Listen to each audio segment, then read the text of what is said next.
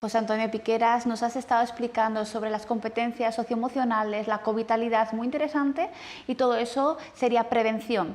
Pero cuando hablamos de intervención tenemos que hablar también de suicidio, que es la segunda causa de muerte en nuestros adolescentes. En España, en Europa, es una cuestión también de salud pública, es un tema que también nos preocupa y que a veces no queremos oír hablar de ello porque no sabemos muy bien cómo abordarlo.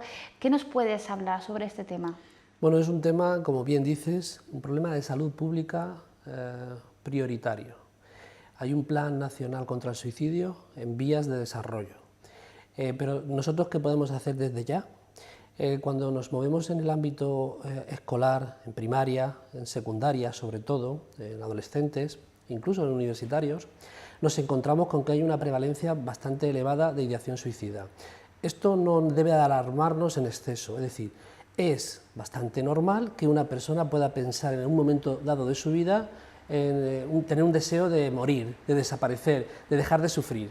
Es bastante normal que llegue a pensar en tener ideas de planes y demás. Es decir, pero hay que estar alertas. Cuando esto aparece, hay que preguntar sobre ello. Hay que acompañar a esa persona, no podemos dejar de preguntarlo, porque puede desencadenar en un intento de suicidio.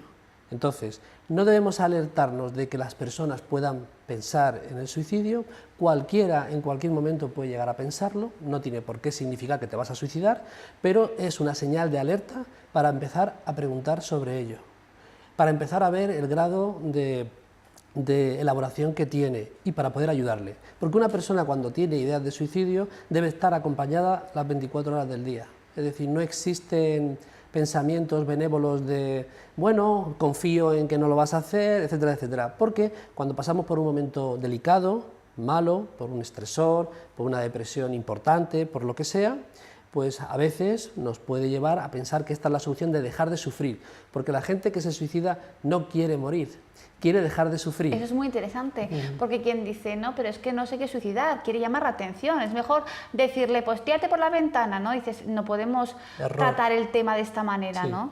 Hay una serie de mitos que la Organización Mundial de la Salud ha dejado por escrito para que todos lo sepamos, como por ejemplo que cuando alguien amenaza es simplemente una llamada de atención, que si alguien lo quiere hacer lo hará sin decírselo a nadie. Todo esto es falso, es decir, cuando alguien da una señal de que está pensando seriamente en esta historia, hay que prestarle atención, hay que prestarle atención, hay que hablar con esta persona, sin ninguna duda. Obviamente, lo que también tenemos que tener en cuenta es que los medios tienen que hacer un uso adecuado de la información. ¿Esto qué quiere decir? Pues que no hay que ir al morbo, el morbo no lo guardamos, no hace falta dar detalles, no hace falta hacer películas con estas cosas, porque esto no es ninguna película romántica, es una película muy seria, muy dramática, ¿no? Entonces, debemos de preguntar, debemos de profundizar y debemos de tratar de acompañar a estas personas hasta que superen la situación, porque cuando la superen reconocerán que bueno, fue un mal momento y ahora ya no quieren hacerlo. Es más, hay gente que ha intentado suicidarse y afortunadamente no ha tenido éxito y después ha dicho, no, yo no quería morir, yo quería dejar de sufrir. Tenemos que ayudarles y una forma de ayudarles es el desarrollar esas competencias socioemocionales para que nos protejan. Que cualquiera en un momento duro o difícil de la vida se puede venir un poquito abajo, pero si esas competencias están fuertes, nos pueden servir como amortiguador y esa es nuestra idea, ¿no? Entonces, como prevención sería trabajar las competencias socioemocionales, si en un momento dado hay una situación de crisis, estar acompañado y una vez que resurgimos, ¿verdad?, es volver a entrenar o trabajar esas competencias si no las tenemos, ¿no?, para poder reenfrentar la vida con otra actitud.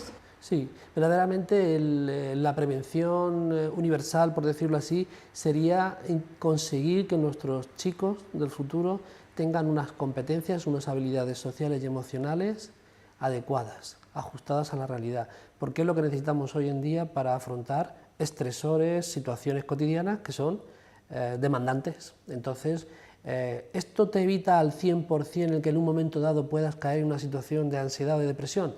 No. Pero es que caer en un momento dado en una ansiedad o una depresión, pues es algo que puede ocurrirte y de lo que se puede salir porque sabemos que hay tratamientos eficaces. Por tanto, sería convertirnos en guías de resiliencia, ¿verdad?, para hacer ese acompañamiento. Y si alguien te está escuchando y dice, qué interesante, porque yo tengo mi hijo o mi hija que en un momento dado, o bien me lo ha planteado, no le he dado importancia, o es algo que me preocupa pero no sé cómo abordar, ¿dónde tiene que ir a preguntar? ¿Dónde puede tener información? Mira, a nivel, en todo el territorio, existe el teléfono de la esperanza que hace una labor muy interesante, muy importante, telefónica y que en un momento dado nos puede ayudar perfectamente.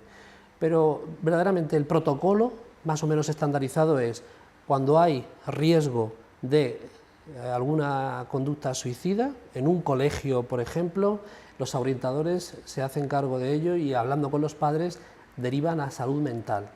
Salud mental valora el caso y determina la gravedad que tiene. Pero puede haber casos que no sean detectados, o que la familia sí se dé cuenta o lo que sea.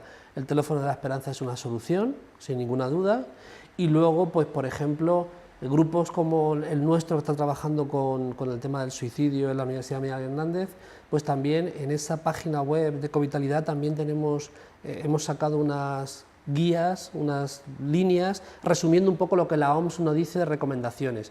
Pero la pauta principal, porque esto es un problema de salud mental, es derivación en caso de que tenga entidad y luego el teléfono de la esperanza, una labor fundamental. Fantástico. Y por último me gustaría preguntarte, ¿y si ya tenemos un caso en un colegio, en un aula, y ya un adolescente ha tomado esa decisión, lo ha intentado o lo ha llevado a cabo, cómo trabajamos con el grupo? ¿Lo hablamos en el aula, lo hablamos en la familia, no hablamos el tema? Vale. Es un tema importante porque existe la creencia generalizada en el ámbito escolar de que cuando salta la alarma de alguna persona que lo ha intentado o ha amenazado, silencio, o sea, es como un tabú, ¿no? Y claro, realmente no tiene ningún sentido. Estos temas se pueden trabajar, se pueden hablar, como decía, sin sensacionalismos, sin morbo, con educación emocional, entendiendo también qué son los trastornos, cómo funcionan, que son bastante prevalentes y qué cosas podemos hacer para ayudar a las personas. Esto se puede trabajar en una acción tutorial de maravilla. Hay un proyecto muy interesante en Barcelona que se llama Spy Yoba, que va de esto, están yendo a los centros equipos a educar en salud mental a los chicos, para que conozcan qué es lo que existe. No se hace ninguna intervención de desarrollo de competencias, pero primero que sepan que hay un montón de problemas que en algún caso, en algún momento pueden ocurrir. Y además, luego existen los programas que conocemos de desarrollo de competencias socioemocionales. Por tanto, hay mucho por hacer. Lo que necesitamos son políticas que inviertan en esto, sinceramente. Acabamos siempre diciendo lo mismo, ¿no? Pero es que es la realidad. Es decir, creo que has dado varias pistas claves y es un tema en el que pues, debemos formarnos, ¿verdad? Y saber que es un problema que está ahí, que existe, ¿no? Hablar de ello con cuidado y con respeto y proteger a nuestra infancia. Muchísimas gracias, José Antonio Piqueras. Gracias.